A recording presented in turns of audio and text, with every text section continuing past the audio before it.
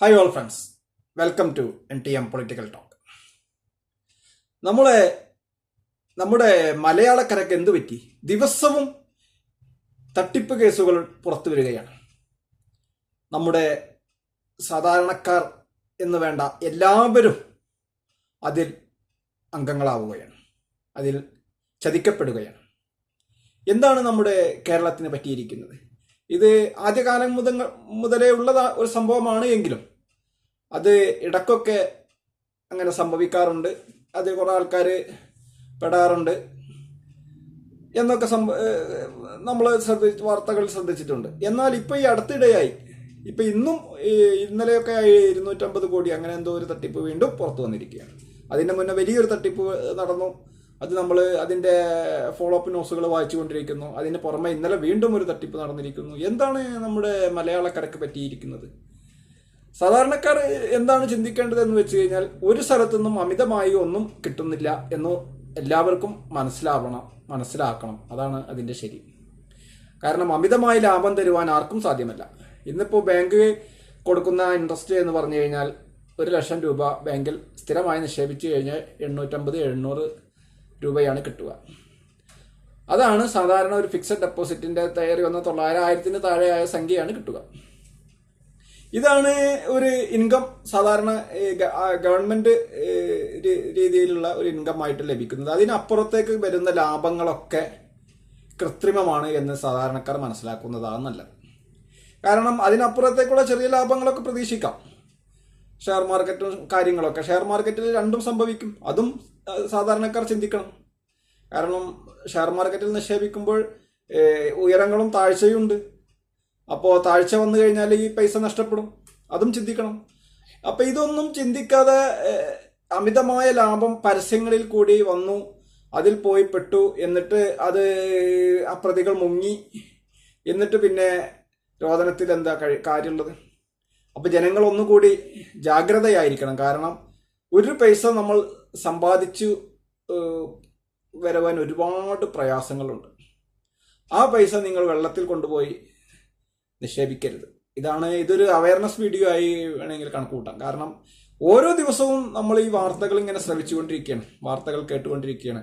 ആ വാർത്തകളുടെ follow up, നമ്മൾ ഇങ്ങനത്തെ വാർത്തകൾ കേൾക്കുമ്പോൾ അതിൻ്റെ ഫോളോ അപ്പ് ശ്രദ്ധിക്കുമല്ലോ.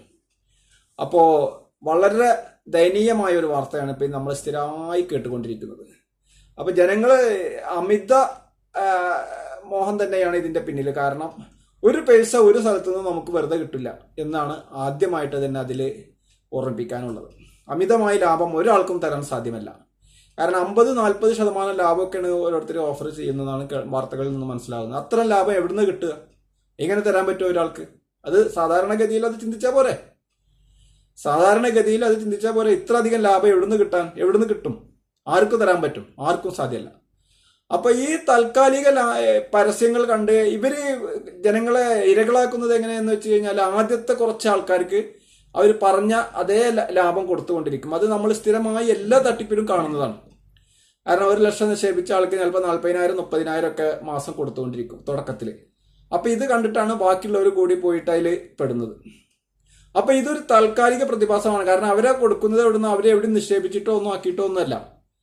ആ പൈസ അവർ വേറെ ആളിൽ നിന്ന് വാങ്ങിയിട്ട് ആദ്യത്തെ ആൾക്കാർക്ക് കൊടുക്കുകയാണ്. കാരണം ഇതിനു വേണ്ടിയിട്ട് ആകർഷിക്കാൻ വേണ്ടിയിട്ടാണ്, ഈ ഫണ്ടിലേക്ക് ആകർഷിക്കാൻ വേണ്ടിയിട്ട്.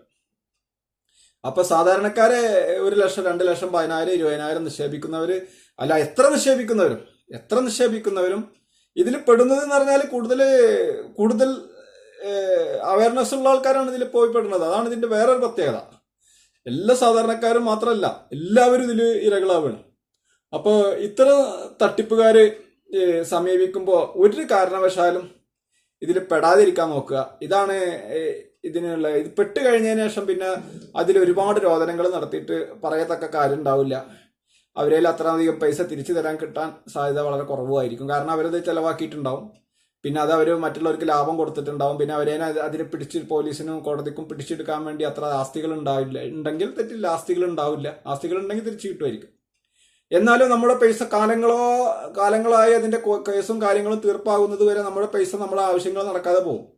അപ്പൊ ഇത്തരം സംരംഭങ്ങളിൽ ഇത്തരം പരസ്യങ്ങളും കാണുമ്പോൾ ഔദ്യോഗിക മാധ്യമം ഗവൺമെന്റ് അപ്രൂവ്ഡ് ഉള്ള ഔദ്യോഗിക വാർത്താ മാധ്യമങ്ങൾ, ദൃശ്യമാധ്യമങ്ങൾ, ഇപ്പൊ ഇഷ്ടംമാതിരി മാധ്യമങ്ങൾ ലഭ്യമാണല്ലോ, അച്ചടി മാധ്യമങ്ങൾ. ഇതിലൊക്കെ വരുന്ന വാർത്തകൾ ശ്രദ്ധിച്ച് കൈകാര്യം ചെയ്യുന്നതായിരിക്കും കൂടുതൽ നല്ലത്. കാരണം ജനങ്ങൾ ഇത്രയധികം ചതികളിൽ പെടുന്നത് ഇപ്പൊ ഈ ഇടയിലായിട്ട് കൂടിക്കൂടി വരികയാണ്.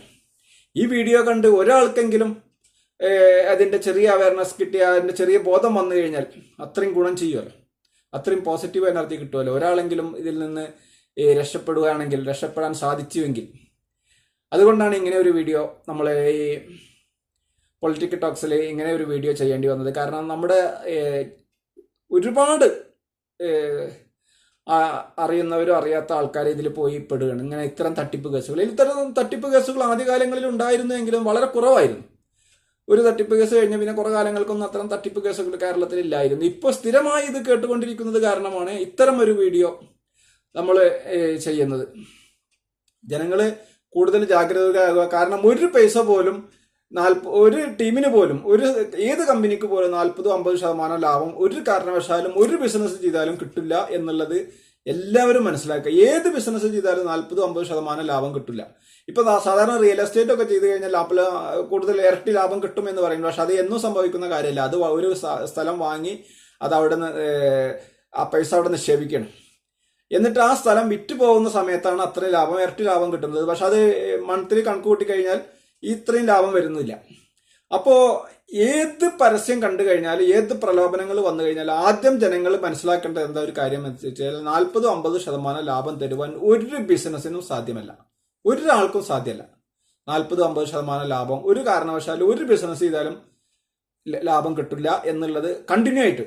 ഒരു മാസം കിട്ടിയാൽ പോരല്ലോ, ഒരു മാസമൊക്കെ സംഭവിക്കാൻ സാധ്യത വളരെ കൂടുതലാണ്. പക്ഷെ ഒരു മാസം കിട്ടിയാൽ പോരല്ലോ, ഇത്രയും ആൾക്കാർ, നിക്ഷേപകരുള്ളവർക്ക് ഇത്രയും ആൾക്കാർക്ക് കൊടുക്കണമെന്നുണ്ടെങ്കിൽ ഇത് കണ്ടിന്യൂ ആയിട്ട് കിട്ടിക്കൊണ്ടിരിക്കണ്ടേ? അങ്ങനെ കണ്ടിന്യൂ ആയിട്ട് കിട്ടാൻ ഒരു കാരണവശാലും ഒരു ബിസിനസ് ചെയ്താലും കിട്ടില്ല എന്നുള്ളത് ജനങ്ങൾ ബോധവാന്മാരാകുക. ഇത്തരം പരസ്യങ്ങളും കാര്യങ്ങളും ഇത്തരം ജനങ്ങളും ഇത്തരം ഏജന്റുമാരും സമീപിക്കുമ്പോൾ നിരുത്സാഹപ്പെടുത്തുക, അതിൽ നിന്ന് പിന്മാറുക, സ്വയം ഓരോരുത്തരും പിന്മാറുക. ഇതാണ് ഈ സമയത്ത് നമുക്ക് ഇതിനെപ്പറ്റി ഓർമ്മിപ്പിക്കാനുള്ളത്.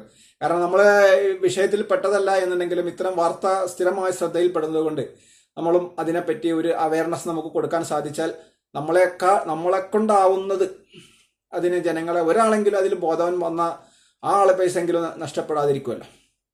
അപ്പോൾ സാധാരണ ജനങ്ങൾ സാധാരണ ഗവൺമെന്റ് അപ്രൂവ്ഡ് ഉള്ള നിക്ഷേപങ്ങളിൽ നിക്ഷേപിക്കുക, അത്തരം ബിസിനസ്സുകളിൽ പങ്കാളിയാവുക എന്ന് കൂടി ഓർമ്മിപ്പിച്ചുകൊണ്ട് നിർത്തുകയാണ്. ഈ വീഡിയോ മുഴുവനായി വീക്ഷിച്ച താങ്കൾക്ക് നന്ദി. താങ്കൾ ഈ ചാനൽ ഇതുവരെ സബ്സ്ക്രൈബ് ചെയ്തില്ലെങ്കിൽ സബ്സ്ക്രൈബ് ചെയ്യുവാനും അഭിപ്രായ നിർദ്ദേശങ്ങൾ കമന്റ് ബോക്സിൽ രേഖപ്പെടുത്തുവാനും വിഷയം ഇഷ്ടമാവുമ്പോൾ ലൈക്ക് ചെയ്യുവാനും ഉറപ്പിക്കുകയാണ്. അടുത്തൊരു വീഡിയോയുമായി വീണ്ടും എത്രയും പെട്ടെന്ന് വരാം. ഓക്കെ.